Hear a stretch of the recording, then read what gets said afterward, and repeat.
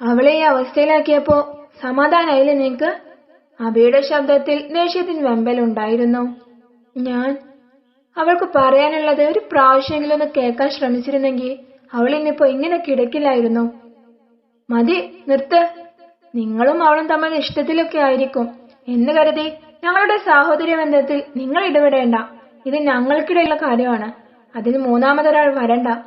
ഞങ്ങൾ ജനിച്ചത് രണ്ടായിട്ടാണെങ്കിലും വളർന്നത് ഒന്നായിട്ടാ. അവള് ചിലപ്പോ അതൊക്കെ മറന്നിട്ടുണ്ടാവും.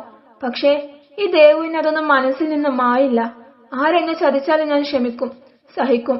പക്ഷെ അവൾ ചതിച്ചോ ഇല്ലയോ എന്നൊക്കെ അറിയാൻ എന്താണ് ശരിക്കും സത്യാവസ്ഥ എന്ന് നിനക്കറിയോ?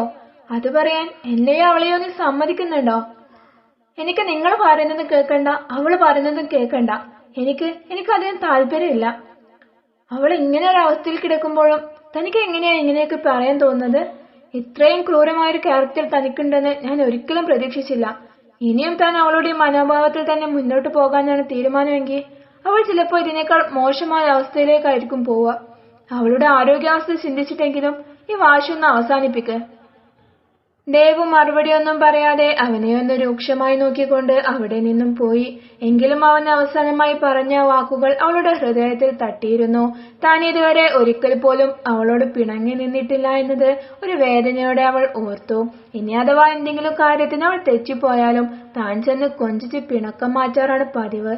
അപ്പോ ഇത് എത്രത്തോളം അവളെ മനസ്സിനെ ബാധിച്ചിട്ടുണ്ടാവും എന്ന ചിന്ത അപ്പോഴാണ് ദേവുവിന്റെ മനസ്സിലേക്ക് വന്നത്. അവൾ റൂമിനകത്ത് കയറി ദുർഗക്കരികിൽ പോയിരുന്നു. രാത്രിയിലേക്ക് എന്താ ഭക്ഷണം വേണ്ടത്? അവൾക്ക് വല്ല കഞ്ഞിയോ മറ്റോ വാങ്ങിക്കോളൂ. നമുക്ക് പിന്നെ എന്തായാലും കുഴപ്പമില്ലല്ലോ. എന്തായാലും എന്ന് പറഞ്ഞാൽ ഇപ്പൊ എന്ത് വാങ്ങാനാ? നീയും എന്റെ കൂടെ വാ. എന്നാല് ഇവിടെ ഇപ്പൊ ദേവുണ്ടല്ലോ. ഞങ്ങൾ പോയിട്ട് വരട്ടെ. എന്നാല് അവളെ ശ്രദ്ധിക്കു നീ. ആ അമ്മ, നിങ്ങൾ പോയിക്കോ, ഞാൻ നോക്കിക്കോളാം. അങ്ങനെ അവർ പുറത്തേക്ക് പോയി. ദുർഗ, ഇപ്പൊ എങ്ങനെയുണ്ട്? ദേവു അവളുടെ കൈ പിടിച്ചു. പക്ഷെ അവൾ ദേവുവിന് മറുപടി നൽകാതെ മുഖം മറുഭാഗത്തേക്ക് തിരിച്ചു. ഞാൻ നിന്നോടാ ചോദിച്ചത്. ഇതിപ്പോ വാദിപ്രതിയായോ? നീ എനിക്ക് നേരെ മുഖം തിരിക്കുന്നത് എന്തിനാ? എനിക്ക് കുഴപ്പമൊന്നുമില്ല. നിന്റെ അഭി പറഞ്ഞു ഞാൻ കാരണമാണ് നീ ഈ അവസ്ഥയിലായതെന്ന്. അങ്ങനെയാണോ? ഒന്ന് നിർത്ത ദുർഗ. നീ ഇങ്ങനെ ഒരുമാതിരി അർത്ഥം വെച്ച് സംസാരിക്കേണ്ട. അതിനെക്കുറിച്ച് എനിക്ക് നിന്നോട് ഇനിയൊന്നും പറയാനില്ല. അങ്ങനെയല്ലല്ലോ, നിനക്ക് എന്തൊക്കെയോ സത്യങ്ങൾ പറയാനുണ്ടെന്ന് പറഞ്ഞിരുന്നു അഭി. അതൊക്കെ പറയേ, കേക്കട്ടെ. എനിക്കൊരു സത്യവും പറയാനില്ല ദേവു. ഞാൻ നിന്റെ പിന്നാലെ കുറെ വന്നതല്ലേ. നിനക്ക് എന്നോട് മിണ്ടാൻ താല്പര്യമില്ലാത്തതുകൊണ്ടല്ലേ നീ അതൊക്കെ അവഗണിച്ചത്. അപ്പൊ ഇനി അത് അങ്ങനെ തന്നെ നിന്നോട്ടെ. ആ സത്യങ്ങളും എനിക്ക് നിന്നോടുള്ള സ്നേഹവുമെല്ലാം എന്റെ ഹൃദയത്തിൽ തന്നെ അലിഞ്ഞു ചേർന്ന് ഇല്ലാതെയായിക്കോട്ടെ. ദുർഗ, നീ എന്നെ പറ്റിയൊന്നും ആലോചിച്ചിട്ടുണ്ടോ? ഇത്രയും കാലം അവനെ മനസ്സിൽ കൊണ്ട് നടന്ന എനിക്ക് നീ അവനെ പുണർന്നു നിൽക്കുന്നത് കാണേണ്ടി വന്ന അവസ്ഥയെക്കുറിച്ച് നീ ചിന്തിച്ചിട്ടുണ്ടോ? എന്റെ പ്രണയവും എന്റെ സാഹോദര്യവും ഒരുമിച്ച് തകർന്നത് നീ ഓർത്തോ? നീ നിന്റെ ഭാഗം മാത്രമേ ചിന്തിക്കുന്നുള്ളൂ. നീ എന്നെ തെറ്റിദ്ധരിച്ചു വെച്ചിരിക്കുകയാണ് ദേവു. നീ വിചാരിക്കുന്ന പോലെ ഞങ്ങൾ പ്രണയിച്ച് നടക്കുകയൊന്നും ആയിരുന്നില്ല. അബിക്ക് അവളോട് ഇഷ്ടം തോന്നാൻ വേണ്ടി അവൾ ചെയ്തു കൂട്ടിയ കാര്യങ്ങൾ മുതൽ എല്ലാം അവൾ ദേവുവിനോട് തുറന്നു പറഞ്ഞു. ഇതെല്ലാം കേട്ട ദേവുവിന്റെ ഉള്ളിൽ ഒരു തരം നിർവികാരതയായിരുന്നു. അപ്പൊ അബി അന്ന് എന്നോട് ആൾ മാറി ഇഷ്ടം പറഞ്ഞതാണോ? എന്നാൽ നിനക്കത് അന്നേ പറഞ്ഞാ മതിയായിരുന്നില്ലേ ദുർഗ? എന്നെ അവന് ഒരിക്കലും ഇഷ്ടപ്പെടാൻ കഴിയില്ലെന്ന് അറിഞ്ഞിട്ടും എന്തിനാ നീ എന്നിൽ നിന്ന് ഇതൊക്കെ മറച്ചു വെച്ചത്? ദേവു അത് പറയുമ്പോ അവളുടെ കണ്ണുകൾ നിറഞ്ഞിരുന്നു. ഞാൻ പറഞ്ഞില്ലേ, ജീവിതത്തിൽ ആദ്യമായി നീ നിന്റെ ഒരു ഇഷ്ടം പറഞ്ഞപ്പോ അത് ഇല്ലാതാക്കാൻ എനിക്ക് തോന്നിയില്ല. ഞാൻ അബിയിൽ നിന്നും അകലെ നിന്ന അവൻ എന്നെ ഇഷ്ടപ്പെടുമെന്ന് കരുതി ഞാൻ. അവന്റെ പ്രണയം സത്യമായിരുന്നു ദുർഗ. അതൊരിക്കലും മറ്റൊരാളിലേക്ക് മാറില്ല. അവന്റെ വാക്കുകളിൽ നിന്ന് തന്നെ അത് വ്യക്തമായിരുന്നില്ലേ? എനിക്ക് അവനോട് വെറുപ്പ് തോന്നാൻ വേണ്ടിയാണല്ലോ ഇത്രയും പാടുപെട്ട കോളേജിൽ അവൻ ഓരോന്ന് ചെയ്തു കൂട്ടിയത്. എന്തിനായിരുന്നു ദുർഗ അതൊക്കെ? നിനക്ക് എന്നോടൊരു വാക്ക് പറഞ്ഞ മതിയായിരുന്നില്ലേ? എനിക്ക് വേണ്ടി നീ നിന്റെ സ്വപ്നങ്ങളും ഇഷ്ടങ്ങളും ഇല്ലാതാക്കിയത് എന്തിനാ? എനിക്ക് നിന്റെ സങ്കടം കാണണ്ടായിരുന്നു ദേവു. അതിനു വേണ്ടിയാ ഞാൻ ഇത്രയും കഷ്ടപ്പെട്ടത്. പക്ഷേ അവസാന നിമിഷം എല്ലാം തകർന്നു പോയി. സോറി ദുർഗ, ഞാൻ ഒന്നും അറിയാതെ വെറുതെ നിന്നെ. ദേവു കണ്ണുനീർ പുൽകിക്കൊണ്ട് എഴുന്നേറ്റിരിക്കുന്ന ദുർഗയെ പതിയെ പുണർന്നു. നമ്മൾ തമ്മിൽ അകന്നിരുന്നപ്പോഴാ ഞാൻ എത്രമാത്രം നിന്നെ സ്നേഹിക്കുന്നുണ്ടെന്ന് എനിക്ക് മനസ്സിലായത്. നീ എന്നെ അവഗണിക്കുന്ന ഓരോ നിമിഷവും എന്റെ ഹൃദയം പിളർന്നു പോവുകയായിരുന്നു. എന്താ ഇവിടെ രണ്ടുപേരും തമ്മിലൊരു സ്നേഹപ്രകടനം? അമ്മയും അച്ഛനും ഭക്ഷണവുമായി അകത്തേക്ക് വന്നു. ഞാൻ നിങ്ങളോട് അപ്പോഴേ പറഞ്ഞില്ലേ ഇവർ തമ്മിൽ എന്തോ പ്രശ്നമുണ്ടെന്ന്. ഇവൾക്ക് ഇപ്പൊ ഈ പനി വരാൻ തന്നെ കാരണം അതാണ്. പണ്ടത്തത് ഓർമ്മയില്ലേ നിങ്ങൾക്ക്? എന്ത് പണ്ടത്തത് അച്ഛാ? ദുർഗ ആകാംക്ഷയോടെ ചോദിച്ചു. നിങ്ങൾ വളരെ കുഞ്ഞായിരിക്കുമ്പോ തന്നെ രണ്ടാളും തമ്മിൽ എന്തിനെങ്കിലും വഴക്കുണ്ടായാല് ഒരാൾക്ക് വയ്യാതാവുമായിരുന്നു. ഓ, ഇരട്ട കുട്ടികളെ പുറത്തുനിന്ന് കാണുമ്പോഴൊക്കെ രസാണ്. പക്ഷേ ഒരു പ്രായം വരെ നിങ്ങളെ നോക്കാൻ ഞങ്ങൾ പെട്ട പാട് ചെറുതൊന്നും അല്ലായിരുന്നു. അത്രക്കൊക്കെ ഉണ്ടായിരുന്നോ? ഇതേ പെണ്ണെ, എന്നെ കൊണ്ട് വെറുതെ പറയിപ്പിക്കണ്ട നീ. നിങ്ങൾ തമ്മിൽ വഴക്കും കുറുമ്പും ഒന്നും പറ്റില്ലായിരുന്നു. 5 മിനിറ്റ് മുന്നേ വന്നതിന്റെ കരുതൽ ദേവുവിന് അന്നു മുതലേ നിന്നോടുണ്ട്. പക്ഷേ ഒരാൾക്ക് വയ്യാതായാൽ അടുത്ത ആൾക്കും വയ്യാതാവും.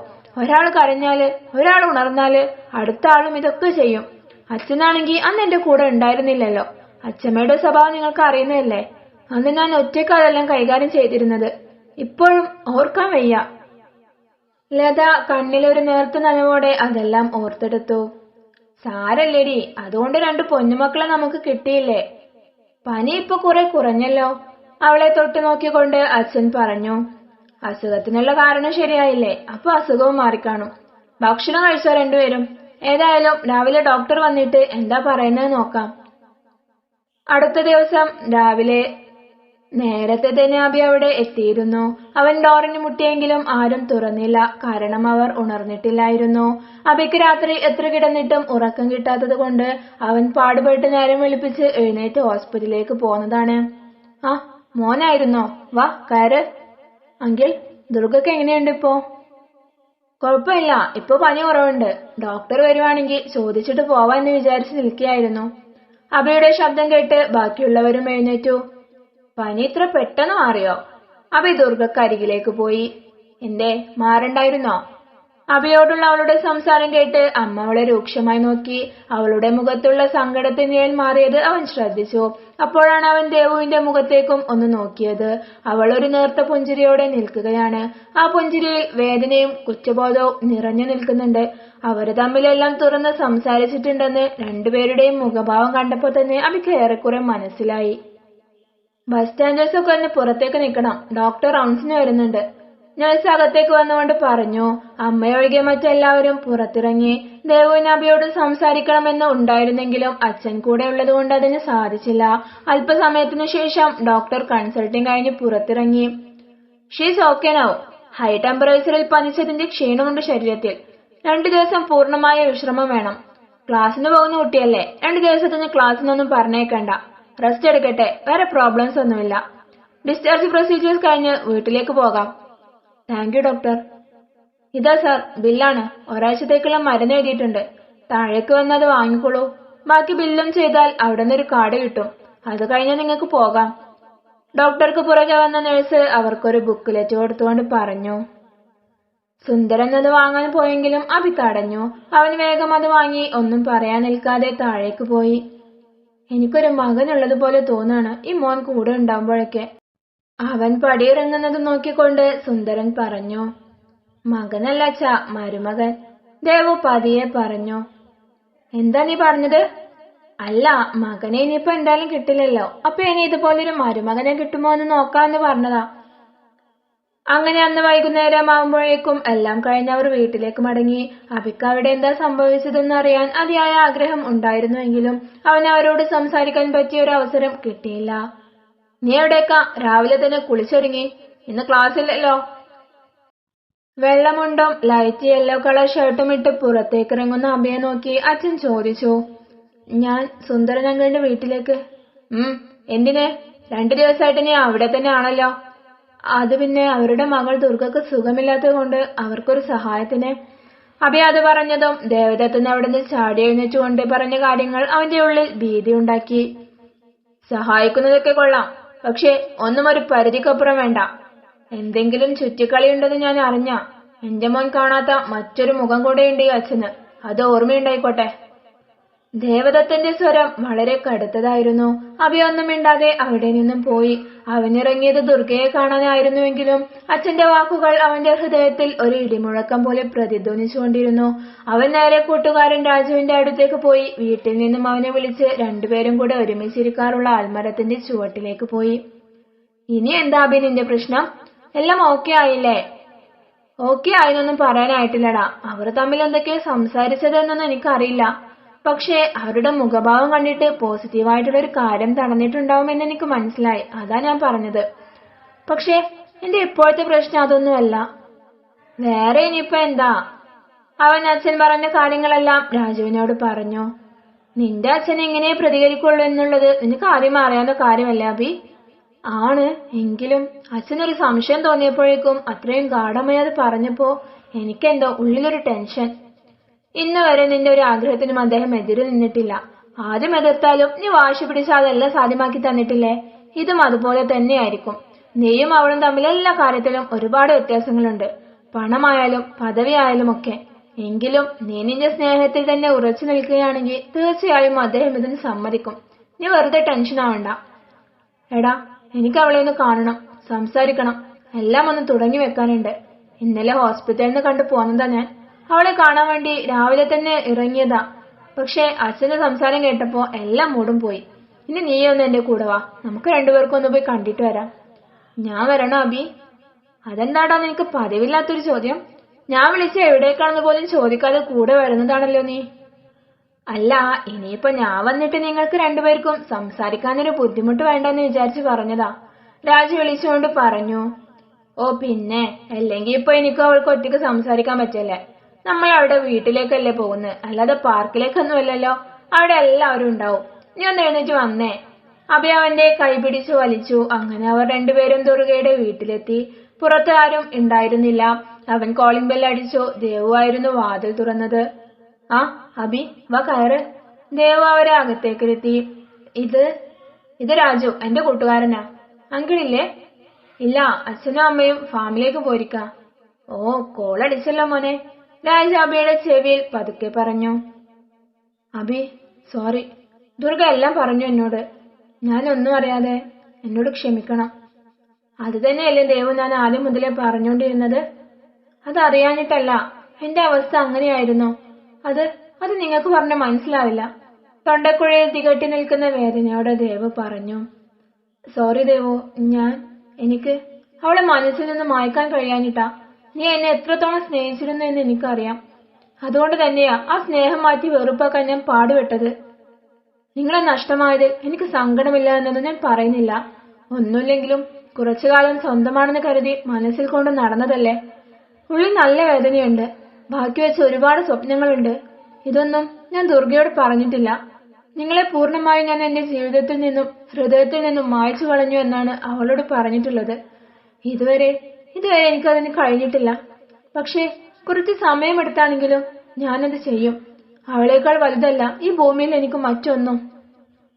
ദേവു, അഭിക്ക് അവളോട് പറയാൻ വാക്കുകൾ കിട്ടുന്നുണ്ടായിരുന്നില്ല. സങ്കടം നിഴലിച്ച് ചുവന്നു നിൽക്കുന്ന കവിൾത്തടങ്ങൾ ആരിലും സങ്കടം ഉണർത്തുന്നതായിരുന്നു. വേണ്ട അഭി, എനിക്കെല്ലാം അറിയാം. അഭിക്ക് ദുർഗയോടുള്ള സ്നേഹത്തിന് മുന്നിൽ എന്റെ പ്രണയം ഒന്നുമല്ല. അവളെ സ്വന്തമാക്കാൻ അഭി അനുഭവിച്ച വേദനകൾ വളരെ വലുതാണ്. എല്ലാം മറക്കാൻ ഞാൻ ചിലപ്പോൾ കുറച്ച് സമയം എടുത്തേക്കും. എന്നാലും നിങ്ങൾക്കിടയിൽ ഇനി ഒരിക്കലും ഒരു തടസ്സമായി ഞാൻ ഉണ്ടാവില്ല. ആ ഉറപ്പ് ഞാൻ തരാം. ഇതെല്ലാം പറയുമ്പോ ദേവു അറിയാതെ തന്നെ അവളുടെ കണ്ണുകൾ നിറഞ്ഞിരുന്നു. ഇത്രയും സ്നേഹം നിന്നോട് ഉള്ളിൽ കൊണ്ട് നടക്കുന്ന ഇവിടെ നീ ഒഴിവാക്കിയത് നിനക്ക് വലിയ ഒരു നഷ്ടം തന്നെയാണ് അഭി. എടാ, ആ കുരിപ്പുള്ളിൽ കയറിപ്പോയി. ഞാൻ എന്ത് ചെയ്യാനാ? എത്ര ഇറക്കിയിടാൻ നോക്കിയിട്ടും പറ്റണ്ടേ? എടോ, തന്നെപ്പോലെ ഒരാളെ കിട്ടാൻ ഇവൻ അർഹതയില്ല എന്ന് വിചാരിച്ചാ മതി. ഇവനേക്കാൾ നല്ലൊരു പയ്യനെ ദൈവം തനിക്ക് വേണ്ടി കാത്തു വെച്ചിട്ടുണ്ടാവും. രാജു ദേവുവിനെ നോക്കിക്കൊണ്ട് പറഞ്ഞു. ഡാഡാ, നീ ഇതിന്റെ ഇടയിൽ കൂടെ കോളടിക്കല്ലേ. അല്ല, ദുർഗയെ കാണണ്ടേ? ആ, അവളെവിടെ? കിടക്കാണോ? ആ, അവൾ രാവിലെ എഴുന്നേറ്റിട്ടില്ല. നല്ല ക്ഷീണമുണ്ട് ആൾക്ക്. ഞാൻ വിളിച്ചു നോക്കട്ടെ. ദേവു അതും പറഞ്ഞ് റൂമിനടുത്തേക്ക് പോകാനൊരുങ്ങി. ദേവു, ഞാൻ വിളിച്ചോളാം. നിങ്ങളിവിടെ വർത്താനൊക്കെ പറഞ്ഞിരിക്കേ. അവയൊരു ഇളിഞ്ഞ ചിരി ചിരിച്ച് കസാരയിൽ നിന്നും എഴുന്നേറ്റു. ആയിക്കോട്ടെ. അവൻ പോയി അവൾ കിടക്കുന്ന കട്ടിലിൽ പോയി ഇരുന്നു.